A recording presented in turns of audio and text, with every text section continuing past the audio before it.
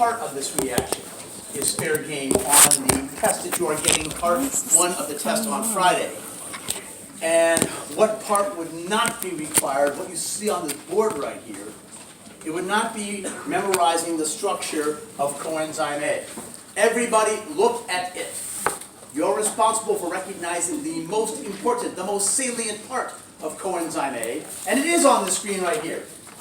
What is the important part of coenzyme A that you do have to know? Yes? The thiol group is correct. And why is that important, Melanie? Is that a Santa hat? No, it's my hat. Come here, everybody. Why is that thiol important? It is the business end. Does anybody have any idea what any of the rest of coenzyme A looks like? Those of you who were in class on Friday beforehand say, oh yes, I know what the A stands for. It's the same A that we see in ADP, AMP, and AD, FAD. What is that A? Adenosine diphosphate, actually, it's present in all of them guys, except for adenosine monophosphate. All of them have two phosphate groups, a ribose sugar, and an adenine molecule. And folks, it is absolutely of no importance other than only certain enzymes recognize that group. It is not involved in the reaction. What is involved in this reaction that is not part of the Krebs cycle, nor is it part of glycolysis, is this sulfhydryl group right here. Now guys, if the A of coenzyme A stands for adenosine diphosphate, and it's got two other parts at least, plus this part, does everybody know what amino acid you have to make coenzyme A? Those of you looking at this, how are we supposed to know that? It's obvious. The answer is sitting right there.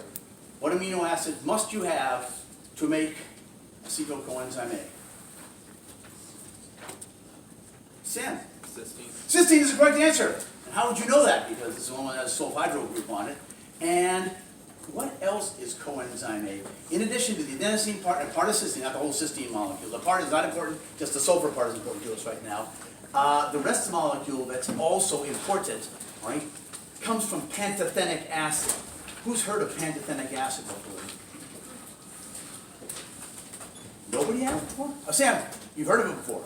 I've heard of it. Oh, two answers in a row right here. What's up with this? Good Thanksgiving break, I guess. What have you heard about pantothenic acid? Is it like a vitamin? It is. Something like a mineral? Why did you have to throw the word like? Whoa, stop. You're going to say it's like a vitamin or a mineral? You know what minerals are, right? What are minerals? Like they're like, I'll go along with that part. But they're made up of, they're not like made in you. they're not organic, that's true, right? And are they made in other organisms? The answer is no, right? They are things like iron +2, +3, copper +1, calcium, sodium, all these ions that we're talking about here. For the most part, those minerals are all metal ions. They might be metal ions with some other things attached to them too. I guess you could kind of consider something like phosphate as sort of a mineral as well, sort of, right? It's not organic, it's all inorganic stuff. Pantothenic acid is absolutely organic material. Don't memorize the structure of it. Look at it maybe and say, oh yeah, I could see that we can't make that molecule. It is a vitamin, all right? It was not a vitamin that was discussed when I was in your shoes. It is one that is discussed right now. And I'm going to take a quick sidestep. Whenever we are talking about vitamins in this class, as you should have talked about in other classes as well, you are talking about molecules that are organic. Most of them contain what element from the name vitamin? Amine. Which means they contain what element? If they're organic molecules, they contain carbon and hydrogen. We know that part. They probably have oxygens on them. Some of them have an S on them besides. This is not one that has the S on it. What you got? Has a nitrogen. That's the word vitamin comes from, vital amine. They are not all amines. They all contain nitrogens, but then again, there's a new class of also considered vitamins. All vitamins have in common is that we can't make enough of them, if any of them, to satisfy what we need in all our reactions. There's a problem with this. Niacin is an example of a vitamin that we need for making NAD+. Can't we make enough niacin to make the NAD plus molecules that we need every single day? The answer is no. Apparently we can make some, but not enough. Right? We can't make enough thiamine. I'm going to bring that one up in just a second. We can't make enough pantothenic acid. We can't make enough lipoic acid. These are all some new vitamins that most of you haven't heard of before. What do I mean by not enough for us to get all our reactions done each day? In almost all cases, with the exception of vitamin C, which is ascorbic acid, for some of its reactions, right, the vitamins that you talk about are molecules that are going to be generally regenerated as processes take place. This is a perfect example of where this becomes really, really important. The niacin that's used to make NAD+, the riboflavin that's used to make FAD+, or FMN, which is flavin mononucleotide, the pantothenic acid that's required to make coenzyme A, the thiamine that's required for this particular enzyme right here, they all get used up in reactions. But as the reactions proceed, most of them get regenerated. Thus, we can keep using the same ones over and over again. Why do we have to eat things like that if we can keep regenerating the molecules that we're using? This is a tough question. Some of you might know the answer to. If you just thought about it, you should have heard about this in a nutrition class. Some of you say, I never took any nutrition classes. Well, you're getting one right this very second. Probably the most important one when it comes right down to it. If the vitamins like niacin and thiamine and riboflavin are used but then regenerated, shouldn't I have enough in my system to keep regenerating them all the time? Some of you may say, well, Frost, if you're out exercising more anaerobically, you use up all your NAD pluses, but I can still get them back eventually. I just can't get them back very, very quickly. And let's keep the processes going, and we know about some reactions that will make that happen. Why would I have to eat these things if I can regenerate them?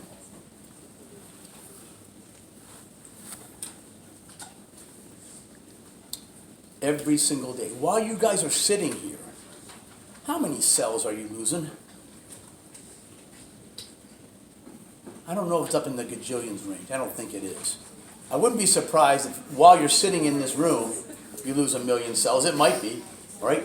If you're fighting off some infection, if you're fighting off some cold or flu, if you're fighting off, I don't know, maybe even a hangover, I suppose it's possible. I'm not sure how much that one's going to be involved.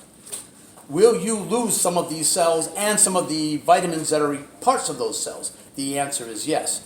What you have to do is keep replacing what you lose every single day. And how much is that? Well, it depends on what you're doing. If you're going to be out running things, sprinting things all the time, you might be damaging a bunch of muscle cells, a bunch of other tissues. If you're fighting off infections, you're going to be losing some immune cells. You have to keep replacing those guys. You need the protein for it, but you also need to replace the vitamins that have been not used up, but just simply lost as you sloughed off cells. Yes, your intestinal system is constantly losing cells. During a menstrual cycle, you're losing cells. You have to keep replacing those minerals and vitamins. We'll talk about the minerals a bit more on Monday, on Wednesday, and on Friday. The vitamin part is important right this very second. The enzyme that catalyzes this reaction right here, which is not part of the Krebs cycle, takes pyruvate, makes it into acetylcoenzyme A, is known as pyruvate dehydrogenase complex. It is actually 3 separate proteins doing 3 different jobs, as you would expect. Does anybody know what those 3 jobs are?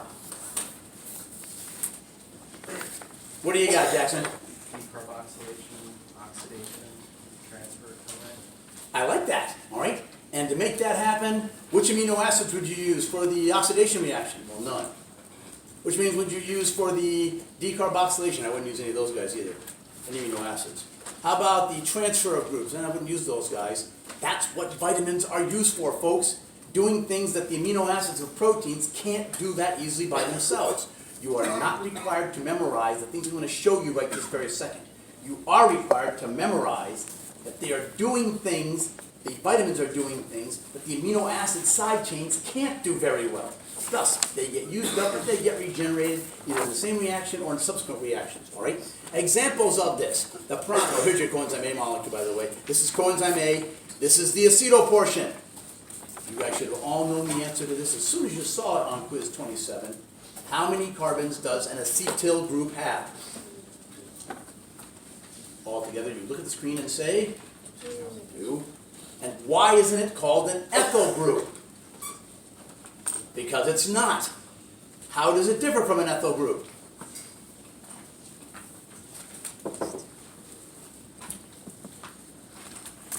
You know what an ethyl group looks like, right, Katie? Yeah. How does this differ from an ethyl group? It has an oxygen.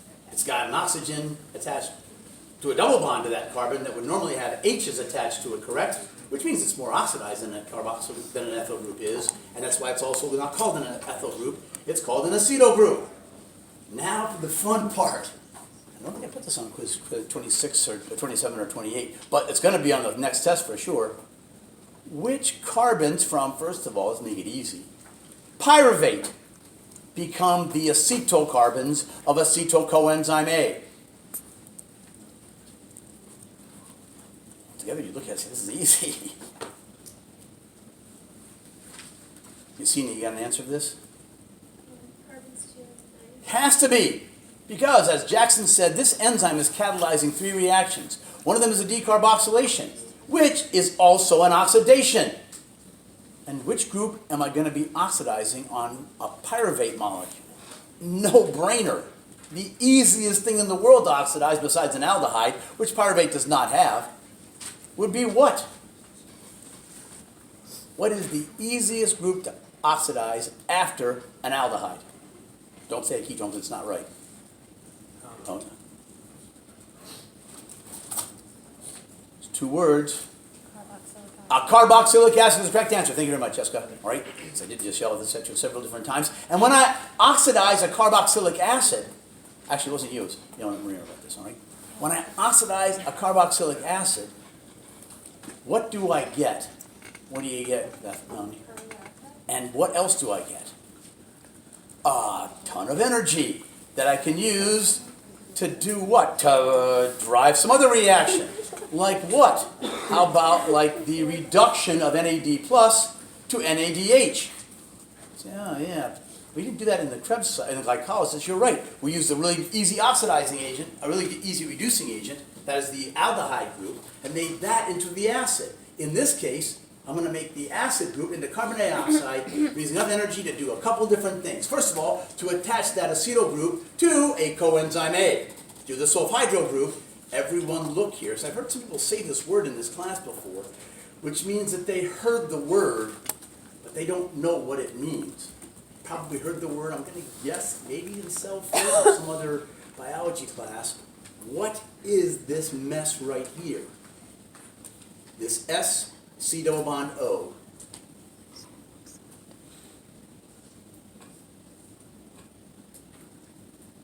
Interesting.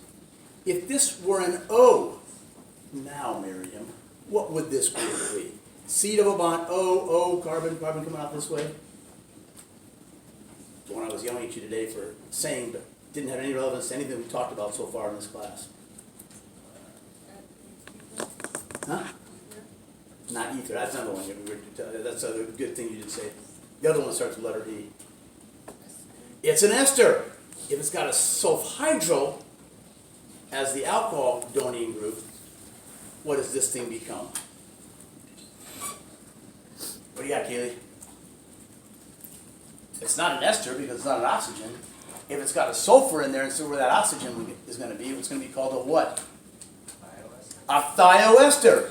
And you're looking at that like, who gives a crap about thioesters? You all do! Because the hydrolysis, the breaking of a thioester, the delta G0 for that reaction is about a negative 9 kilocalories per mole. Does this mean anything to anybody in this room? It should. It means I can use a thioester to do what? If it's a negative 9 kilocalories per mole, a negative 36 kilojoules per mole, that means that the hydrolysis of that thioester is worth a little bit more than, say something?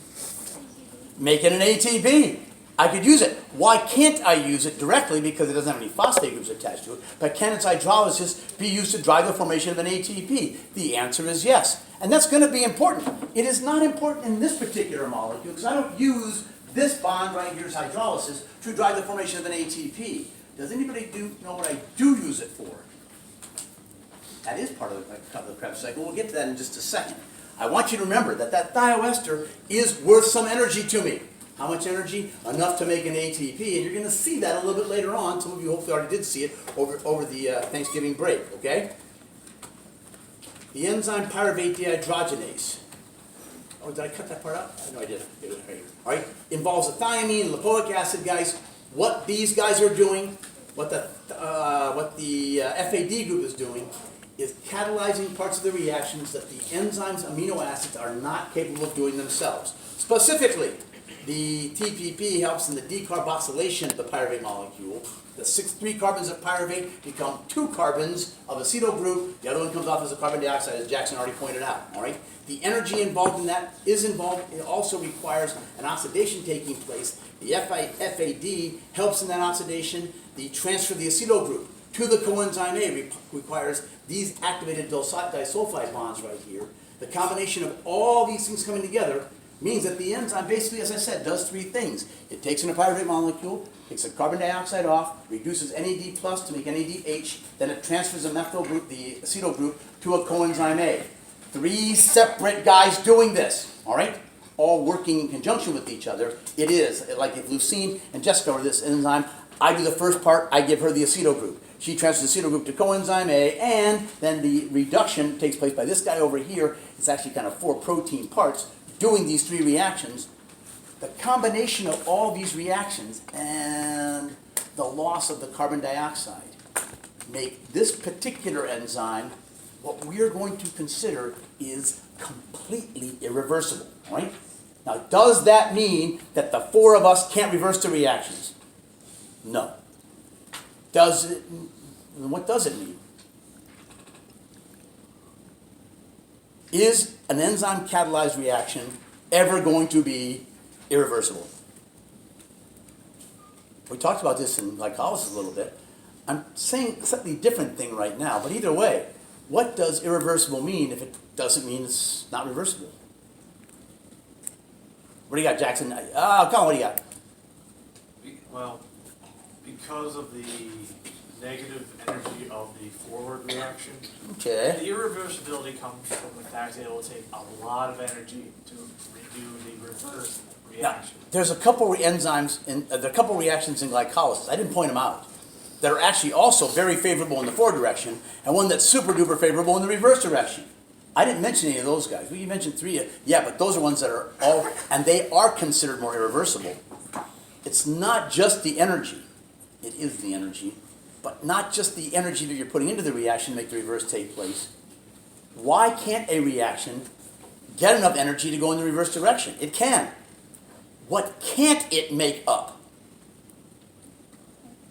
The concentration of the substrate. The concentration of the substrates in the products. And the reason that this one is irreversible, some other ones are also irreversible in the Krebs cycle. I don't give a crap about those ones. I will tell you why I care about this one just a second, is that when this guy does its job, you are producing, as already pointed out, a carbon dioxide. And you have a hard time getting that carbon dioxide and the NADH and the acetyl coenzyme A to all kind of go in the reverse direction. Maybe the last guy can do part of this job in the reverse direction, but then I can't get rid of the carbon dioxide to come back in the right way. The combination of all these things taking place makes this reaction irreversible. Why do we care about this? Perhaps a better question. Why have I said now 3 times at least that this reaction, which is on the CAC slides, is not part of the Krebs cycle? The obvious answer is because it's not. So why do I have it up here? I got a better question for you. Would I have it up here if we had started talking about the breakdown of fats or the breakdown of amino acids of all sorts? The answer is no. Why not? Because not all amino acids are made into pyruvate, and no fatty acids are made into pyruvate. Fatty acids cannot be made into pyruvate unless they have an odd number of carbons, and those of you in Biochem 2 are going to get one of the first questions is, go out and find me somebody who makes odd chain fatty acids. And you're going to look far and high and wide, and you're not going to find that many examples of things that do make odd chain fatty acids. Does anybody know why that is? Does anybody know the names of any fatty acids? Pop, you got one? Oh, there you go. Nobody knows the names of any fatty acids? You got something, Melanie? No, you want to read your name. Fulvic acid? Say it again? Olmic acid Olmic acid. I don't know that or one. olinic? Olmic acid. Had a farm. I don't know that one. Oleic acid? Yes. Ah, okay, big difference right there. Has 18 carbons. Stearic acid has 18 carbons. Palmitic acid has 16 carbons. Linolenic acid, hey, lauric acid has 14 carbons. Why do they all have even numbers of carbons? Some of you are saying, what the hell are you talking about fatty acids for right now? Oh, it's for this reason right here. All the fatty acids you've probably ever heard of before, almost all of them, and certainly all the ones that you make, and the ones that you normally ingest, because if you're normally eating either plants or animal sources, or a mixture of both, you're going to get even chain fatty acids. Why are they all an even number of carbons? Anybody ever noticed that before? In the discussion of fatty acids, they always had an even number of carbons. 16, 18, 20, 14. Anybody? Anthony, you're a smart guy. Why do you think all naturally occurring fatty acids in most organisms have an even number of carbons? That's a great question. Do you think that you just find these things floating around in primordial soups or anything like that? No, they're all made. From what? I'm asking you with acetyl coenzyme A sitting on this page right here. Because later on, a little bit on Wednesday, we'll talk about what we do with acetyl coenzyme A's that we don't go through the Krebs cycle with. And the answer is going to be very, very easy. We either make ketone bodies or make cholesterol. We don't care about those guys right now. I'll tell you a bit more about them in Biochem too. What will you do for the most part with extra acetyl groups from acetyl coenzyme A? Some of you say, I'm going to make them into glucose molecules, and you can't. Why not? Because this reaction won't go in reverse. So what would I do with those extra acetyl groups? I would put them together in groups of 2 and then reduce them to fatty acids. And the reverse is also true. I'm going to take fatty acids and break them down 2 carbons at a time into acetyl groups. And what I can't do with those acetyl groups once I've made them is convert them back into pyruvate molecules. Now, you may come across somebody, maybe on South Campus, on this campus, that says, oh, you can kind of do that. And I'm saying, I don't believe it, all right? And I do know this for a fact, from my own personal experience, that it's very, very difficult to reverse, if you can reverse it at all. What's very, very easy is for this reaction to take place, as long as there's NAD plus available, some place for the CO2 to go, but I can't reverse the reaction very easily. And anytime I do this and I don't want it to take place, I'm going to make those acetyl groups back into fatty acid molecules, or cholesterol, and both of them are going to probably end up killing me. Seriously, they might end up killing most of you in this room if you don't succumb to something worse earlier than that, all right? Because we're just going to keep doing it as long as we keep feeding ourselves with pyruvate molecules. The smart guys in here are going to say, wait a minute. The formation of pyruvate in glycolysis is kind of controlled by that enzyme pyruvate kinase. That's a control point. But it's only controlled to the point where you're not stuffing it with extra PEP molecules. If I give it enough PEP molecules, I don't care what the enzyme says, it's going to be made into pyruvate. And if that pyruvate is made, it's going to go this way. Somebody said, well, you can make it into lactic acid only if I need the NAD+. Do any of you need NAD+ right this very second as you're sitting here? No. So what are you going to do with the extra acetyl coenzyme A's that you're making while you're sitting here right now? I'm going to make them into fatty acid molecules. I'll use them for energy purposes, but we're going to see in a second, I'm going to get a lot of energy out of those guys, all right? This reaction right here produces acetyl coenzyme A, and the reason I bring it up first is when we're talking about glycolysis and the breakdown of glucose molecules, to completely oxidize the carbons in glucose, I got to first of all make pyruvate, and then make the pyruvate molecules into acetyl coenzyme A's. 2 of the carbons of a glucose molecule are going to be produced in this reaction right here. Hopefully you can all count. You can see that there's only 1 carbon dioxide being produced in this reaction. So why would I say 2 carbons are produced in the complete breakdown of a glucose molecule in this reaction? What do you got, Anthony? It's going to happen twice. And why is it going to happen twice? Because when you make glycolysis take place, you get 2 pyruvates. Have both of them go through this reaction right here, then you get 2 carbon dioxides. Now for the fun part now, the really hard part. Which 2 carbons from glucose come off as carbon dioxides in this reaction? 3 and 4 is the correct answer. And of the choices that I'm giving you right there on quiz 27, you're going to get 1 and 6, 2 and 5, and 3 and 4. And then I think I also threw in some crap like 1 and 2, and 1 and 3. I don't know if I gave you those answer choices. I didn't give you those answers. I'm telling you what that's there. Are you okay? What? You looking fine, you all right? What? You just scratch your eye or something? Okay. Sorry. You look like, now, anyway. 1 and 2, 1 and 3, are these options as far as glucose carbons are concerned? Are they paired up in any way? No, right? 1 and 4 are not, but I can see how you might guess those two could go together. You got a 6-carbon chain, all right? It's either like 1 and 4 are the same, or 3 and 4 are the same, depending on how it breaks up. Hopefully you all recognize, as Bonner just did right now, that 3 and 4 are the same, 2 and 5 are the same, and 1 and 6 are the same. 1 and 2 could never be considered the same. 1 and 4 could be mistakenly, all right? Anyway, that is a possibility on that quiz, all right? The process of making pyruvate molecules into acetyl coenzyme A, as I say, I'm calling this an irreversible reaction. Unlike the other irreversible reactions that we have, I don't know of any good way to get around this one, which means once you've made a pyruvate into acetyl coenzyme A, it's never going to be made back into a glucose molecule in you.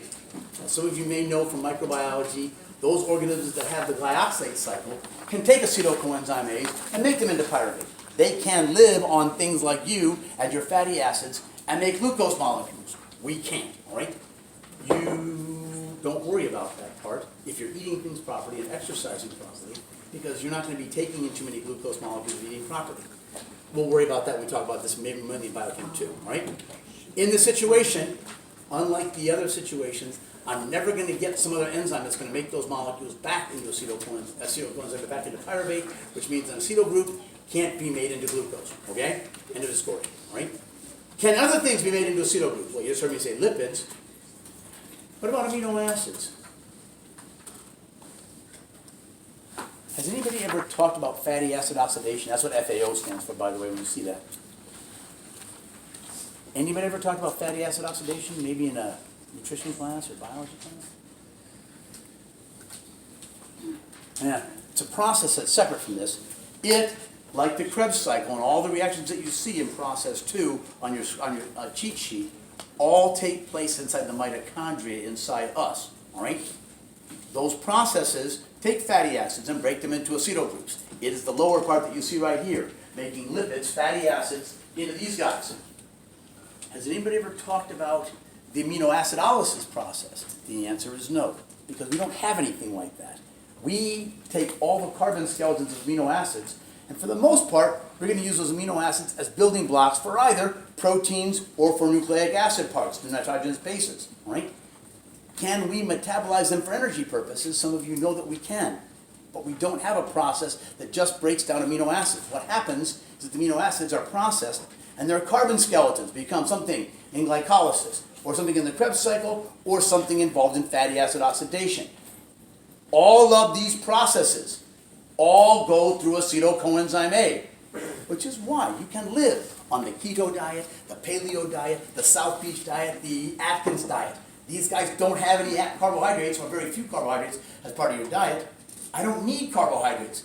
I don't need them to make acetyl coenzyme A's, because everything that I eat for energy purposes can be made into acetyl groups, all right?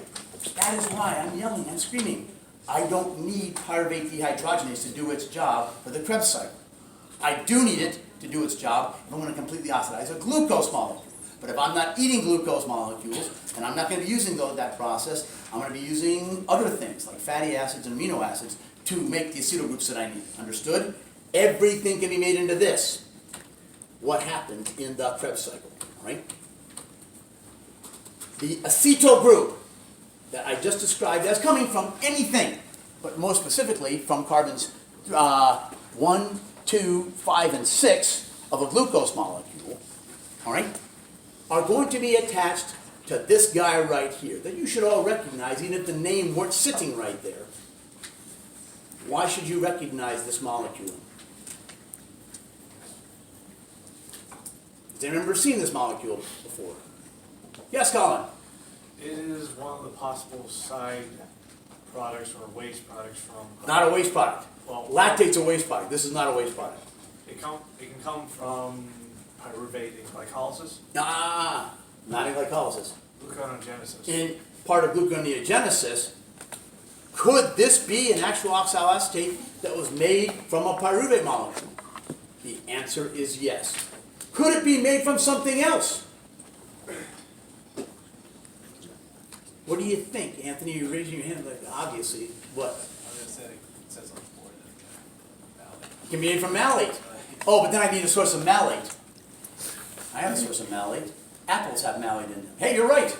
And oranges have citrate on them. Can I make citrate into oxaloacetate?